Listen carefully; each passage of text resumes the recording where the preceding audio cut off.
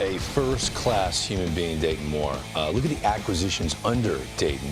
Sal Perez, amateur free agent, 06. Boy, did that work out. He still matches.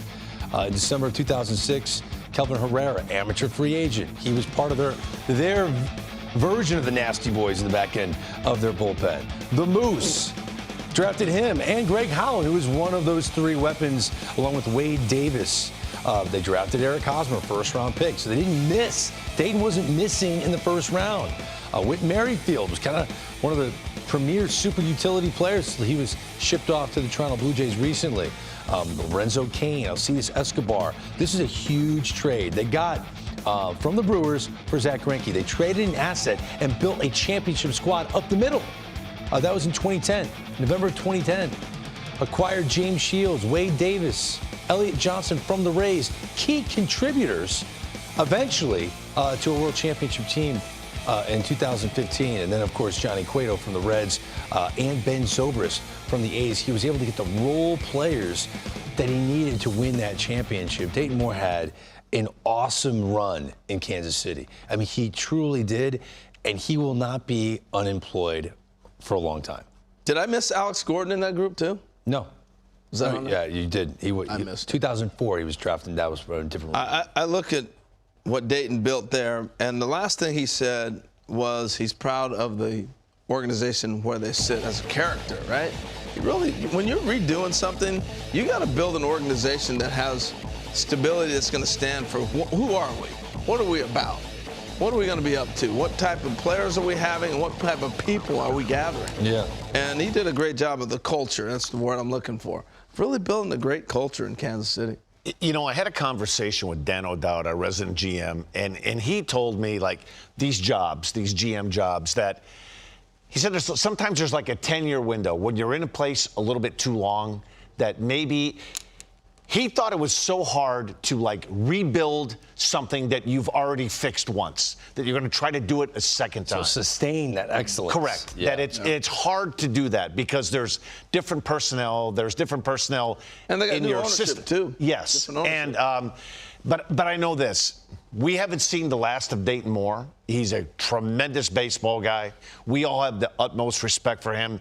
He will find another place, and he will impact another team, and he will have his day in the sun again.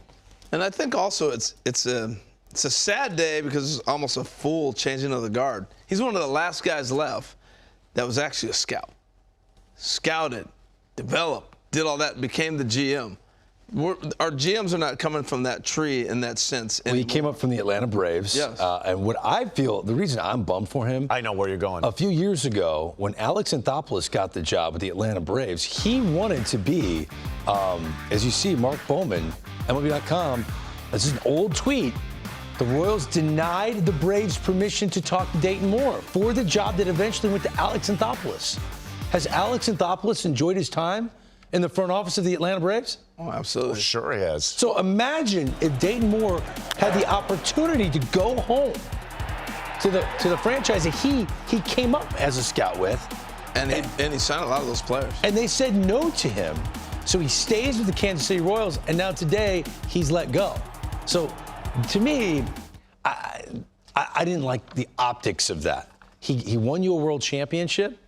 After he won you a world championship, that's the goodwill. That's all the goodwill you need. If he wants to look for another gig, he has the right to do that. He's done right by you. Yeah, if you talk to Dayton, there'd be no bitterness there. He'd just be like, okay. He's much nicer than I am. Yeah, he's way nicer than Yeah, way nicer way than me. nicer.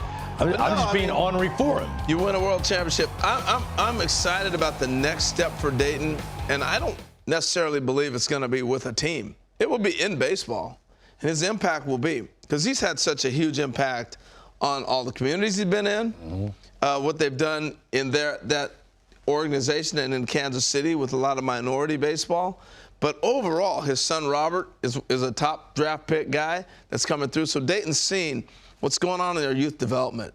You know, kids are playing travel ball all over the place. They're not practicing. They're not being scouted, drafted, and developed the way that a lot of baseball players have. I think he'll have a major impact, not on an organization with 150, 200 players, but on the sport that has millions coming. I think that's how I see Dayton's impact. Interesting. Whatever role he takes on, he's going to thrive. A first-class human being.